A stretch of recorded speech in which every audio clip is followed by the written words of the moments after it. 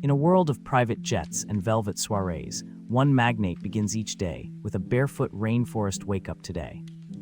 Sunlight spills over a carbon-neutral resort he built, where solar sails flutter and guests sip from reclaimed glass.